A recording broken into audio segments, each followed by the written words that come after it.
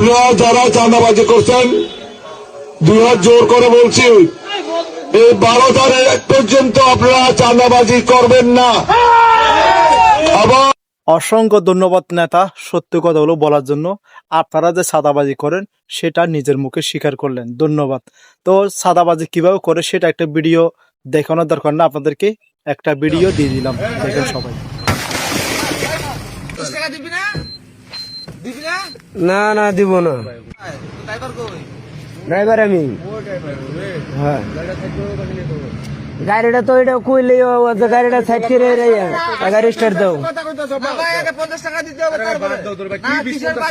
কিসের জন্য আগে দিতে হবে, আগে দিতে হবে 50 টাকা আগে দিতে হবে। এখানে স্টার্ট দাও। যখন গাড়িটা আসছে না, যখন গাড়িটা আসছে না, তখন আমি বলছি যে এখানে লাগাইছ না, গাড়িটা ওই পাশে লাগাই। আমাকে যা যা যা 50 টাকা দিবি না, দিবি না? না না দিব না।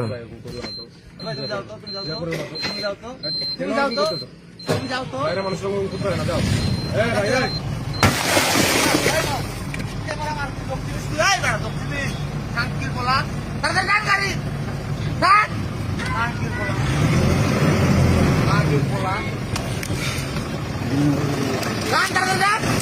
পাঁচই আগস্টের পর থেকেই তারা এটাই করছে। তো নির্বাচন যখন আসছে, নেতাগণ মানে কি তাদেরকে নিষেধ করতেছে, তোমরা এখন সাদাবাজি করো না 12 তারিখ পর্যন্ত। তো তোমরা ক্ষমতা আসলে কি 12 তারিখ পরে আবারও শুরু করবা?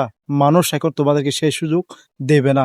আগামী 12 তারিখে সিদ্ধান্ত হবে এই দেশের মালিক কি হবে, আর সাদাবাজকে আমার মনে হয় এই দেশ থেকে তাড়াবে ইনশাআল্লাহ।